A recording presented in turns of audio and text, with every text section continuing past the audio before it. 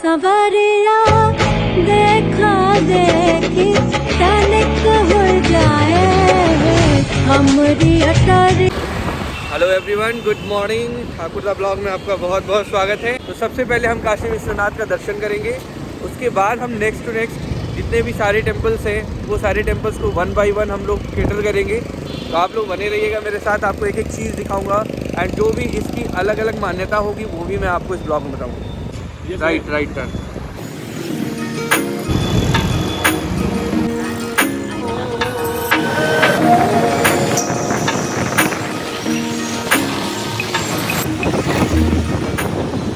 तो बनारस के तंगलियों से होते हुए हम निकल गए गोदवलिया मार्केट की ओर। वैसे माना जाता है कि सबसे पुराना और सबसे पसंदीदा बाजार है ये। यहाँ पे थोक से खुदरा सामान की पेशकश करने का विशेषाधिकार है।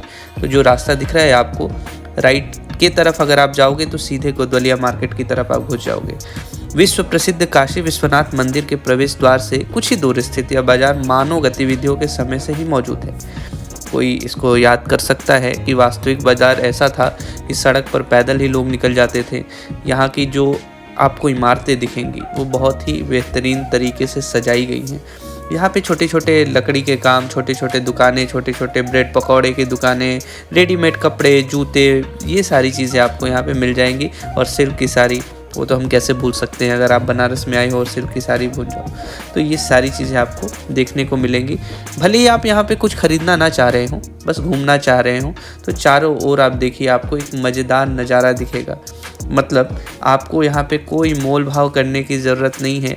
अगर आप सक्षम हैं तो आप मोल भाव कर सकते हैं, क्योंकि बनारस में मोल भाव करना बहुत मुश्किल का काम है। आपको सामने दिख रहा है महादेव का परिसर, तो यहीं से हम विश्वनाथ जी के द्वार के अंदर जाएंगे और यहाँ से जितनी सारी चीज़ें मुझे अभी तक पता हैं, ज्ञात हैं, वो मैं आपके सामने प्रस्तुत करूँगा। हो सके तो इस वीडियो को लाइक और सब्सक्राइब और शेयर ज़रूर करिएगा। जो भी यात्री अगर आ रहे हैं यहाँ दर्शन करने के लिए तो शायद उनके लिए लाभदायक होगा। तो फाइनली हम आ गए हैं काशी विश्वनाथ मंदिर, जो आपको मेरे बैकग्राउंड में दिख रहा होगा। तो कुछ बातें हैं जो मैं आपको बताना चाहता था। जो काशी विश्वनाथ मंदिर यहाँ का है ना, बनारस का, वो 12 ज्योतिर्लिंग में से एक ज्योतिर्लिंग यहाँ पे स्थित है। और इसकी बहुत अच्छी कहानी है, वो मैं आपको चलते चलते बता रहा हूँ। एक्चुअली शिव पार्वती के साथ एक बार वो जाके उनसे मिले, तो काफ़ी दिन से वो अपने घर पे रह रही थी। तो उन्होंने उनसे बताया कि मेरा मन यहाँ पे लग नहीं रहा है। तो उन्होंने कहा ठीक है, मैं तुम्हें एक जगह लेके चलता हूँ। जो जगह वो पहली बार लेके आए थे वो यही बनारस था।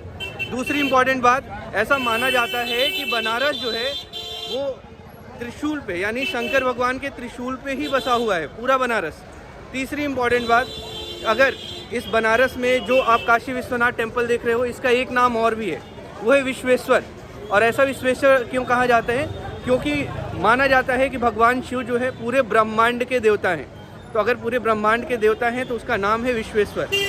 इसके साथ साथ और भी कई सारी चीज़ें इस बनारस के साथ जुड़ी हुई हैं, काशी विश्वनाथ के साथ जुड़ी हुई हैं। यहाँ की गलियाँ अनोखी हैं। यहाँ पे आप आओगे तो आपको अलग ही एक अनुभव मिलेगा। तो वो ज़रूर मैं आपको शेयर करूँगा। हालांकि अंदर फ़ोन एंड ऑल अलाउड नहीं है, तो मैं अंदर फ़ोन नहीं ले जा सकता। लेकिन आपको अगर यहाँ पे दर्शन करना है, 12 ज्योतिर्लिंग में से एक ज्योतिर्लिंग का आपको दर्शन यहाँ पे हो जाएगा। और सबसे इम्पॉर्टेंट बात यह है कि पहले जब आप आओगे तो यहाँ से पीछे जो गलियाँ दिख रही हैं आपको, वो गलियाँ ज़रूर घूमना, क्योंकि यहीं से होते हुए हालांकि आप जाओगे, कई सारे रास्ते हैं, छोटी छोटी गलियाँ हैं, उसके अंदर से भी आप निकल सकते हो। लेकिन ध्यान देना कि आप जो प्रसाद एंड ऑल ले रहे हो तो एक जगह पे आप लॉकर में अपना सारा कुछ सामान रख देना। सामान रख के सामने से गेट है, गेट से सीधा आप अंदर एंटर कर जाओगे। टाइमिंग्स मैं आपको और भी बता दूंगा अभी कंफर्म करके कि जो ओरिजिनल टाइमिंग्स क्या क्या हैं। सुबह में हम लोग आए हैं, वैसे तो आज मंडे है, भीड़ बहुत ज़्यादा होती है, लेकिन अभी तो मुझे बहुत ज़्यादा भीड़ दिख नहीं रही है। आपको 1 से 2 घंटे मिनिमम लगेंगे ही लगेंगे अंदर एंटर करने में। तो ये फिलहाल इतना ही। जैसे मैं बाहर निकल के आता हूँ पूजा करके, फिर मैं आपसे मिलता हूँ। सबके मन में एक सवाल आता है कि काशी विश्वनाथ को बनाया कब गया था।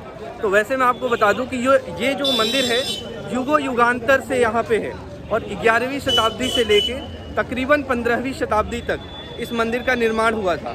और यहाँ पे जितने भी बड़े लोग, जैसे स्वामी विवेकानंद हो गए, आदि गुरु शंकराचार्य हो गए, ऐसे बहुत सारे लोग, प्रख्यात लोग यहाँ पे आके दर्शन कर चुके हैं। और आपको एक चीज़ मैं और बता दूं कि अहिल्याबाई, अगर आपने नाम सुना होगा, तो शायद ऐसा कहा जाता है कि अहिल्याबाई ने इसका पुनर्निर्माण करवाया था। तो इस तरह से अभी एक ज्ञानवापी का बहुत बड़ा एक मुद्दा है। पिछले कई दिनों से हम देख रहे थे, डिबेट्स हो रहे थे, हमारे चैनल पे भी हो रहे थे, आपके यहाँ भी हो रहे थे।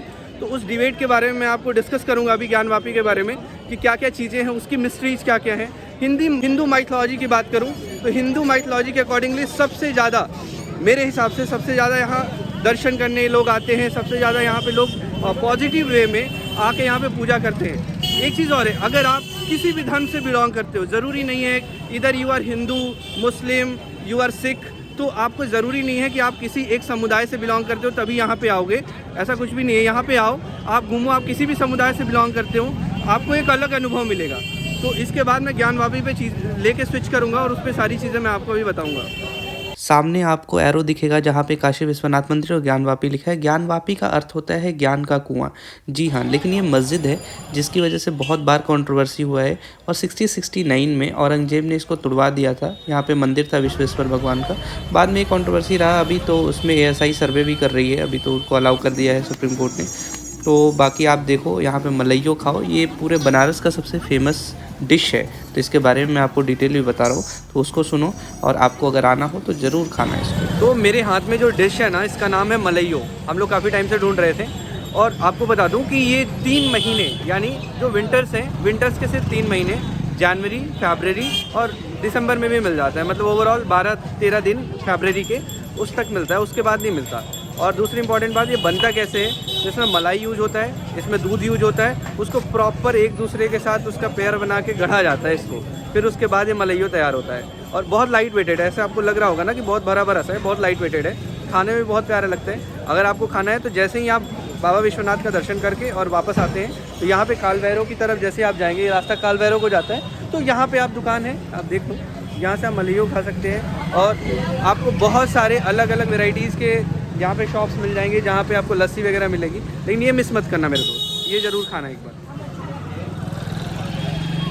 तो हमने कर लिया है विश्वनाथ मंदिर का दर्शन, और ऐसा कहा जाता है कि विश्वनाथ मंदिर का जो दर्शन है वो तब तक पूरी नहीं होती जब तक आप काल भैरव का दर्शन नहीं करते। यानी हम काल भैरव की ओर जा रहे हैं एंड उसके बाद फिर नेक्स्ट टू नेक्स्ट हम लोग किसी और मंदिर में जाएंगे और आपको उसका भी ब्लॉग देखने को मिलेगा।